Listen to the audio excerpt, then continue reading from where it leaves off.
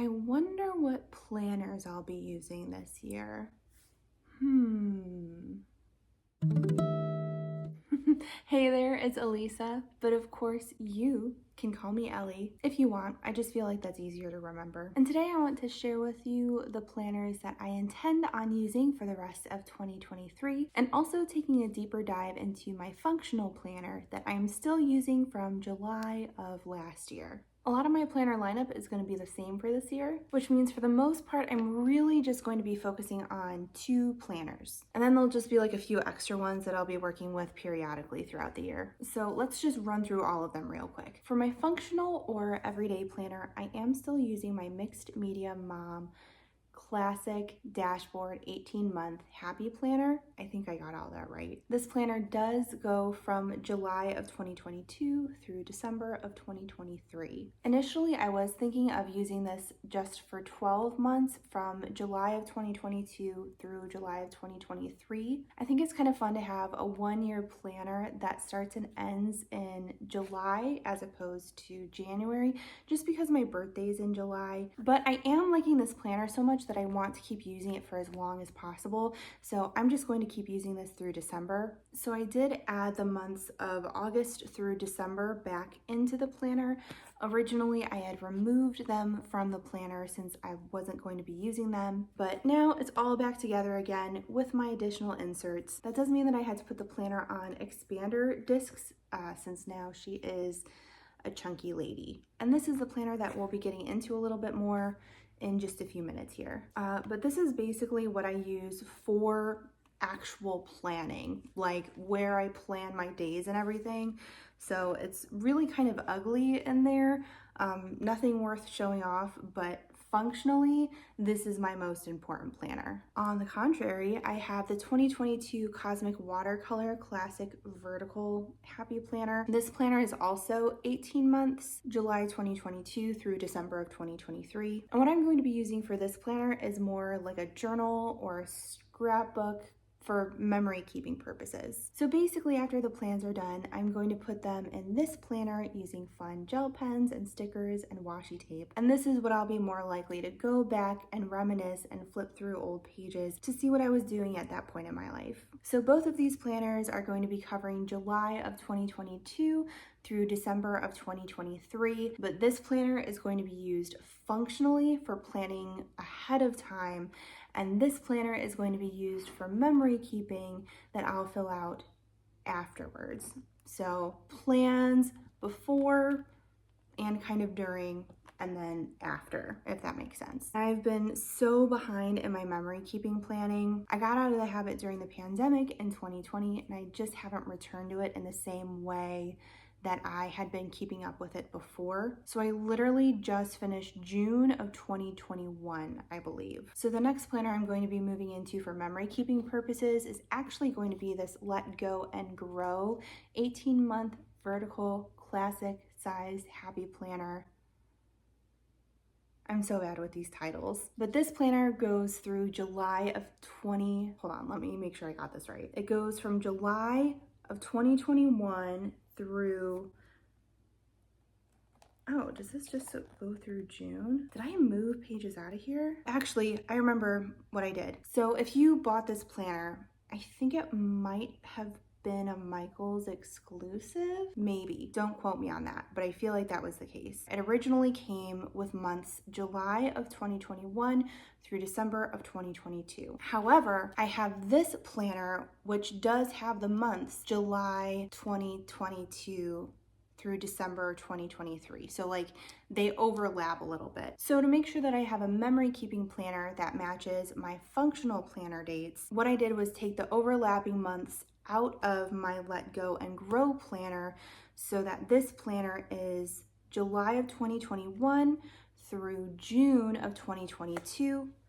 And then I'll have July of 2022 through December of 2023. I really want to get back into filming Plan With Me's again. I have a lot of other things that are taking up my free time right now, so I probably won't be able to get into regular Plan With Me's for another few weeks. And I'm saying that now, and watch, I'm probably not going to post any for this whole year again. But let's be optimistic, and hopefully you'll be seeing some Plan With Me's for rewind, memory keeping, decorative planning, whatever it is in this planner. I also still do have my Erin Condren goal setting journal, which I still literally have not done a single thing in. Ironically, one of my goals was going to be to get better about using my extra planners and journals.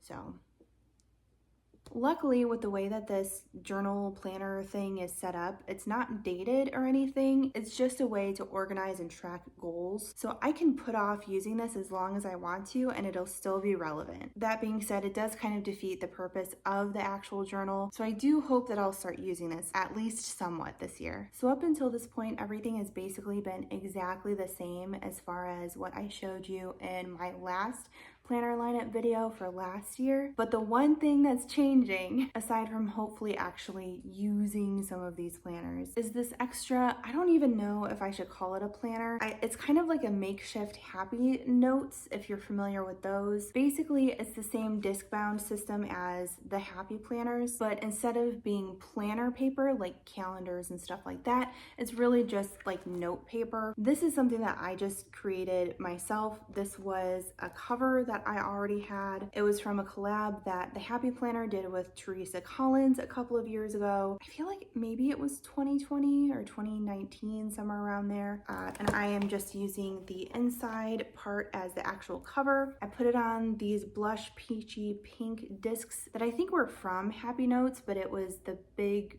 Disney princess version. And on the inside, I put kind of this dashboard of like miscellaneous sticky notes where I literally just stuck the sticky notes to an old dashboard divider thingy. And then I have extra various note paper and dot grid paper. And really this is just so that I can have something portable that I can easily bring with me if I have to go out and bring paper somewhere. Like if I have a meeting for work or youth ministry, or some casual planner meetups. And what's nice about having something like this, as opposed to something like a spiral bound notebook, is that this paper can also go in my Happy Planner planners. So if I write something down that I will end up wanting to put in my planner, I can just pull the page out of here and put it in my functional planner. Oh, and I didn't even do this intentionally, but it like matches my little like pencil case thingy that I use as a mini purse because I'm crazy and I find a pencil case way more necessary than a purse when I go out. Oh, that reminds me. I actually have another planner and this one I use all the time. So in my little, like literally when I go out,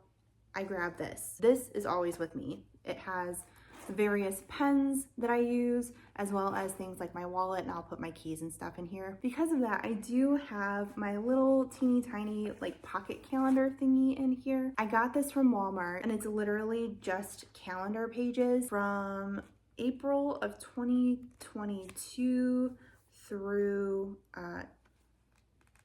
June of 2024. I don't know why they chose that time frame, but they did. It's from a company called Pen Gear, Pen Plus Gear, Pen and Gear. I don't know. And I use this for just super basic appointments for the most part, or I'll write if I'm going to be out of town or something. So here's why I use this. Because I use paper planners so much, I don't use digital or electronic calendars outside of work. So if I'm out and about and I need to schedule something, I basically have no clue if I'm available for any given day because my memory is terrible. But this thing is massive and super heavy. I'm not going to bring this everywhere with me. So basically, I put anything that I would need to work a schedule around in here. And it always goes in my little pen pouch thingy that I always have with me, always, always, always. This is always with me if I'm at home. This is always with me always. If I'm at home and I make plans, I will literally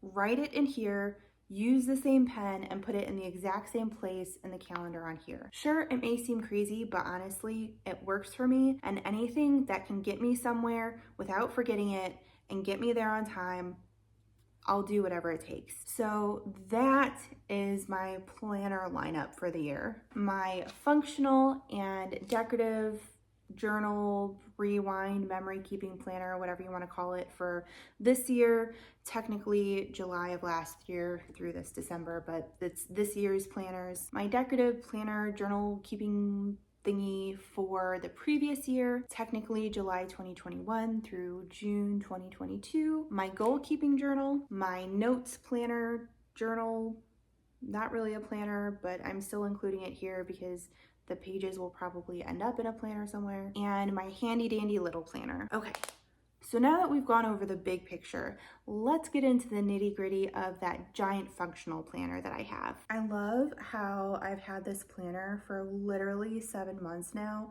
and I still haven't filled out this first page, but I will someday. So with this planner, like I do with every other planner when I first get it, I kind of don't really do anything for this first giant year at a glance section. I can see how it could be helpful for some people, but for me, not helpful at all. If any of you have a planner like this and use these pages though, comment down below, let me know what you use them for. I'm really curious. Now, I do definitely use these kind of expanded month pages. I don't know if they have a specific name for this section, but I definitely use them. I'm just going to kind of talk you through what I do on these blank pages here in this planner, because I have these pages filled out already in my functional planner, and there's some information that I just don't think is appropriate to be public on the internet. So what I use these pages for are kind of like a perpetual calendar. So things that are going to be on the same date for the most part every year. Sometimes I do put more specific information like bank holidays or paydays. Once these pages are filled out, I then use this as a guide to copy over these dates into the monthly and weekly views throughout the planner.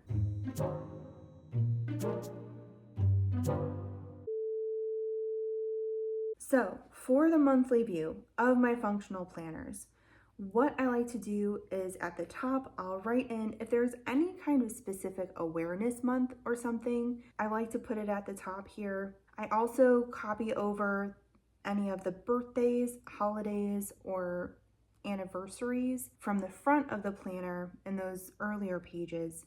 I copy all of that information here. I also notate any bank holidays and work holidays, as well as paydays. Right now I'm just writing a little $sign on the paydays. And then I also put any appointments, non-work related meetings, travel plans, basically anything that I would need to keep in mind to work my schedule around if I have something to do on that specific day. I don't put any times or anything, I just put the event just as like a little reminder. I do have a specific color coding system that I use whenever I write anything in my functional planner, as well as my little mini handy dandy black planner that goes with me everywhere. Those are the pens that I keep in my pen pouch along with my little black planner, and I have each one of them labeled so I don't forget which pen is for what. Very recently, I've also started utilizing the sidebar on the monthly view. In the past, I haven't really used it at all, but this year I am trying to be a little bit more intentional with my to-do lists, as well as ideas for content creation, and also some places that I would love to visit this year. And I do have all of that information organized by month on a single page, which I have put in this planner. But I've also started putting the information for that specific month in that month's monthly sidebar. I've been doing it for a couple months. It doesn't take that much time. I'm not sure if I'll keep doing that though, especially because after I filled out that monthly list page, I filled out one of these inserts for each month that has basically that same information. So that way I could have that month's goals readily available in front of my eyeballs, and I can just move this along week to week. And then I also left an extra section blank on here for my to-do list, so that way I can fill that out as time goes on for things that I might not need to get done immediately, but that I do want to get done at some point during that month. And then I also have something on the back of this insert where I can have a running list of what I'm currently doing. Right now what I'm tracking are my favorite accounts, mostly YouTube, but also Instagram and TikTok, what I'm currently watching or streaming, so like any shows or types of videos that I'm watching during that month, and also what I'm listening to. What are the albums or songs that are kind of on repeat for me right now? And then a little section where I can also have kind of like a what's currently happening at work sort of situation. And then I'll transfer that information to a different part of my planner. We just haven't gotten there yet. I also want to point out these inserts are intended to just be thrown away when I'm done. They're kind of ugly and chaotic, and they're a little too bulky, so I don't want to keep them in my planner. Once that month is done, I'm gonna throw this away. Now getting into my weekly overview. As I mentioned before, this is a dashboard layout. That means I have one page that's kind of like a week overview of lists and items and things like that. And then I have one page that's the actual dates, or kind of like the week section of a calendar. Now, I like this planner because it has space for a dashboard each week, but I don't necessarily like the dashboard that it comes with. What works best for me is to have something a little bit more customized and specific. And I do have a video about how I customize this planner, so definitely check that out if you haven't already. I'll have a link to it in the description box below if I remember to put it there. I have a checklist with a small section for notes for work-specific information, just a small section of notes for ministry information, since there isn't usually much to say, but I do want to make sure that there's a specific spot to have that information if I need it. I have a habit tracker, a table to record deliveries and Happy Mail, and then a section where I can track media and content. And then I do actually like this grid down at the bottom, so I leave that available. But this section really does vary week to week, so I want to leave it available for the sort of planner side. This is where I live. If I'm home, I probably have this page open and within eyesight. I do usually split the days, and I'll use one half to put the actual plans for that day, any appointments, meetings, events, just random plans that I have throughout the day. And then on the other side, I have a checklist of things that I need to get done specifically on that day. So in my dashboard, I have a to-do list for things that I need to get done at some point throughout the week. The to-do list on a specific day, I'll usually fill out just one day at a time. Maybe I'll add something for the next day. But what I've found is I'm really not good at getting things done if I plan what day to do them too far ahead of time. I've tried to have a structured week where it's like Monday is laundry day, and Tuesday I wash the floor, and Wednesday I go grocery shopping, but it just doesn't work for me. I really need the flexibility of planning my day one day at a time, which is one of the reasons why I like the dashboard view, so that I can look at the dashboard and know I have to get this stuff done at some point during this week. And then at the beginning of each day, I'll look at that dashboard and be like, okay, what do I have the energy or the capacity to get done today? And that's what I'll put in my little to-do list. There's also this little week overview section in the corner here that always changes. But that's how I use the weekly view of my functional planner. Now, at the end of each month's section, there's kind of like an overview page for the following month. Now, I've mentioned in some of my other videos that doesn't really make sense to me, because when I pick up something that has dividers with tabs, I expect that anything that relates to that tab or divider to come after that tab. So if I'm trying to find something for July, I'm going to flip over the July tab, and I expect everything for July to come after that tab. So what I usually do with this extra page here is I'll scratch out the month that they have there and use it for the previous pages' month, if that makes sense. So like for July, even though this page says August, I'm going to use this page for July. This is where I transfer all of the information from that ugly little throwaway insert so that it actually lives somewhere nice and pretty in my planner. I also have these monthly habit trackers from PT Paper. This is a month overview of certain habits and health trackers. On the back of these inserts, there's this notes section, and this is where I've been writing any recurring bills that I have, as well as payroll information. So things like my total net pay, how much PTO I used for that pay period. So basically my pay stub, but only with the line items that I actually look at.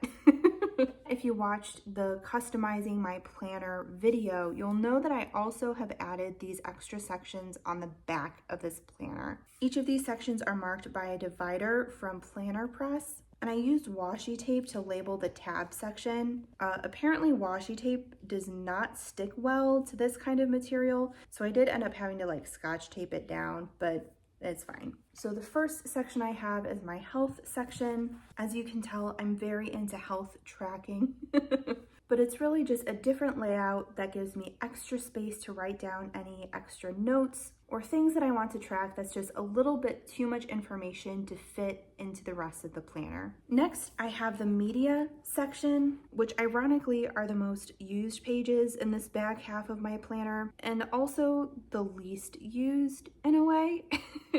So I'm constantly looking at these pages, but I never stick to any content or posting plans. Like, clearly I'm not good at regularly uploading videos, but I always have the best intentions. So this section is where I plan out those good intentions that will inevitably fail. So on the divider here, I do have this checklist of what months I purchased sticker kits for that decorative rewind memory keeper type planner. I mentioned in my last video about organizing stickers that I do tend to purchase sticker kits a month at a time, usually based off of a color theme because that's how I work, and also that I'm really behind in memory keeping planning. As you can see here, I was able to finally get through 2021 stickers, and I have done absolutely nothing for 2022 yet, but I will one day. I also keep this sticky note here of what I once imagined my upload schedule would be.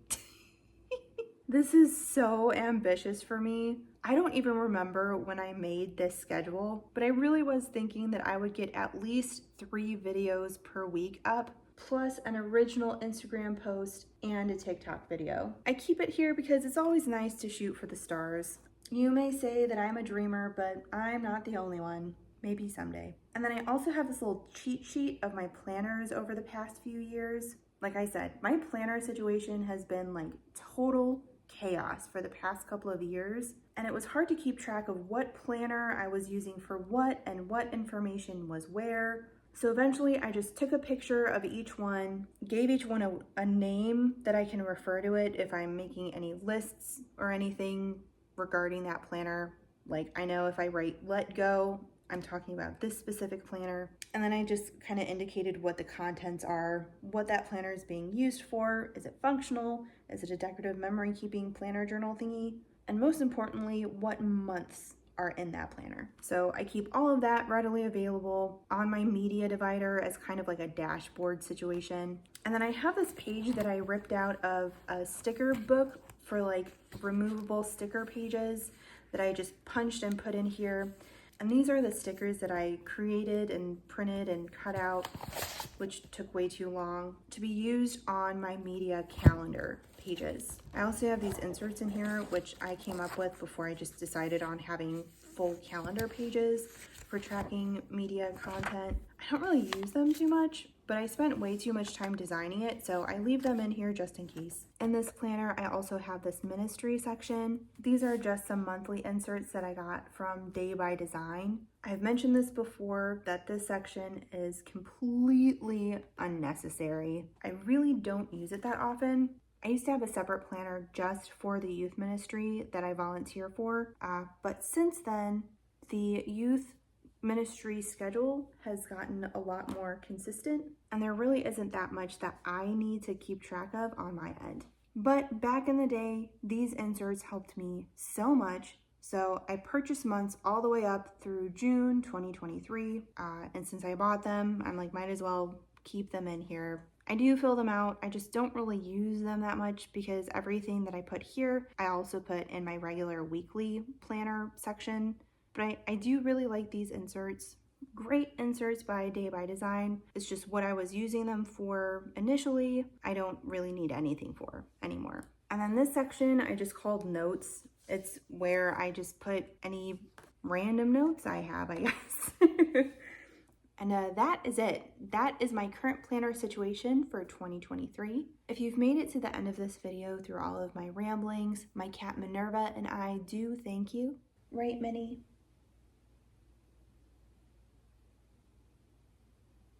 She's very appreciative.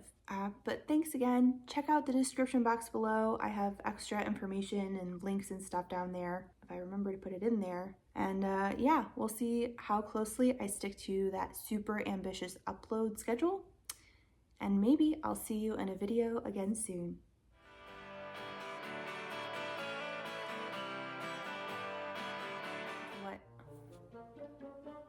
Excuse me. This is my cat Minerva. Are you just gonna be there the whole time then? Is that your plan? No! Not on camera!